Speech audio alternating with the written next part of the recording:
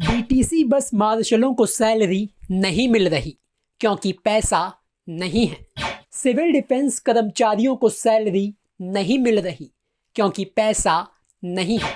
आंगनवाड़ी कर्मचारियों को सैलरी नहीं मिल रही क्योंकि पैसा नहीं है। मोहल्ला क्लिनिक में टेस्ट नहीं हो रहे क्योंकि पैसा नहीं है। अस्पतालों में डॉक्टरों को समय पर सैलरी नहीं मिल रही क्योंकि पैसा नहीं है। सरकारी अस्पतालों में पर्ची बनवाने के लिए मरीजों को लंबी कतारों में लगना पड़ रहा है क्योंकि ऑपरेटरों को देने के लिए पैसा नहीं है। रिटायर्ड डीटीसी कर्मचारियों की पेंशन महीनों से रुकी हुई है क्योंकि पैसा नहीं है।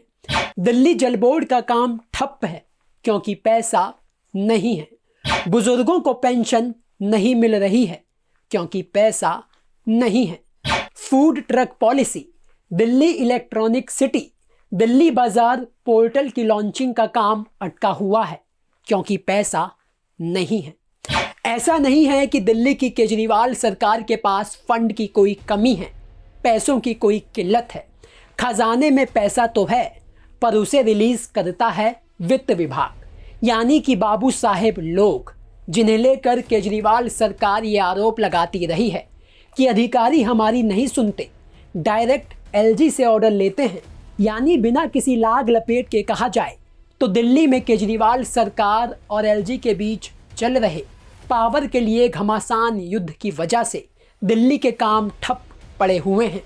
या सीधा सीधा यूं कह लीजिए कि केजरीवाल सरकार और एलजी के बीच पावर टसल की वजह से बीते कुछ महीनों में दिल्ली सरकार का कामकाज बिल्कुल ठप हो चुका है। ना तो किसी नई परियोजना पर काम शुरू हो पा रहा है और ना पहले से चल रहे काम समय पर पूरे हो रहे हैं, जिसकी वजह है केजरीवाल सरकार और एलजी के बीच चल रहे झगड़ों की वजह से फंड का ना मिलना।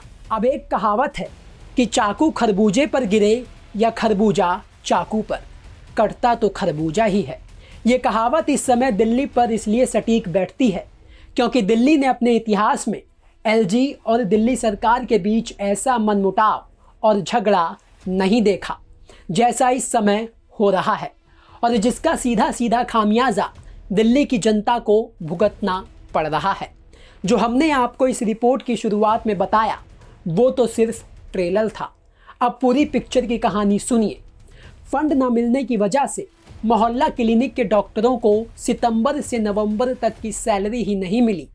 काफ़ी जद्दोजहद के बाद जब वित्तीय अनुदान की दूसरी किश्त जारी हुई तो कहीं जाकर 4 महीने बाद मोहल्ला क्लिनिक के डॉक्टर्स और स्टाफ को सैलरी मिल पाई। समय पर फंड ना मिलने से मोहल्ला क्लिनिकों को किराया देने में भी देरी हुई, जिसके चलते 100 से ज़्यादा मोहल्ला क्लिनिक बंद होने की कगार पर पहुंच गए थे। कई महीनों से मोहल्ला क्लिनिक के बिजली बिल भी बकाया थे। कई जगह तो डॉक्टरों को अपनी जेब से बिजली का बिल भरना पड़ा ताकि क्लिनिक बंद ना हो। टेस्ट के लिए जिन लैब्स के साथ समझौता किया हुआ था उनका कॉन्ट्रैक्ट रिन्यू करने में देरी के चलते टेस्ट बंद हो गए क्योंकि जुलाई में भेजे गए बिल दिसंबर तक क्लियर ही नहीं हुए, जिसका खामियाजा उन गरीब मरीजों को भुगतना पड़ा जो मुफ्त इलाज के लिए मोहल्ला क्लिनिक पर ही निर्भर हैं। और सुनिए, डीटीसी की बसों में महिलाओं की सुरक्षा के लिए तैनात मार्शलों को बीते 4 महीनों से सैलरी ही नहीं मिली। सैलरी को लेकर आए दिन मार्शल सरकार के खिलाफ विरोध प्रदर्शन कर रहे हैं। कई मार्शल तो काम छोड़ दूसरी नौकरी ढूंढने में लग गए हैं। इसके अलावा डीटीसी के रिटायर्ड कर्मचारियों की पेंशन भी अक्टूबर से नहीं मिली है। और सुनिए, बिजली कंपनियों को दिल्ली सरकार की तरफ से मिलने वाला सब्सिडी का पैसा भी लंबे समय तक रुका हुआ था। जब बिजली कंपनियों ने कोर्ट का रुख किया तब जाकर 211 करोड़ रुपए जारी किए गए। बता दें कि सब्सिडी का पैसा जारी न होने के चलते दिल्ली में एक समय बिजली आपूर्ति का संकट तक पैदा हो गया था।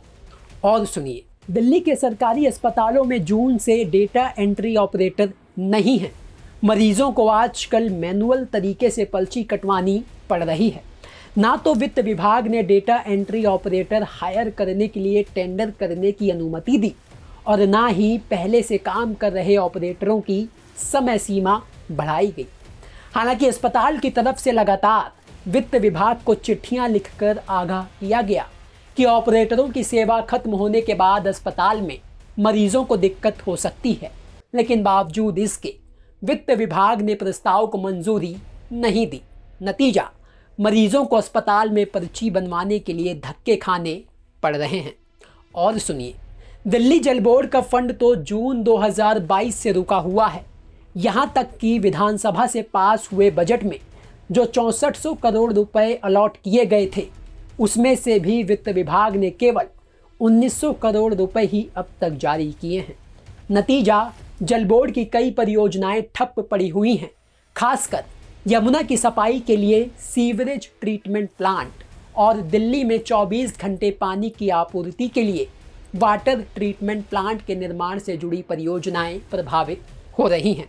इसके अलावा समय पर पेमेंट न होने से पानी और सीवर की लाइन बिछा रहे ठेकेदार भी काम अधूरा छोड़कर भाग गए हैं। और सुनिए, 4 महीनों से बुजुर्गों की पेंशन रुकी रही।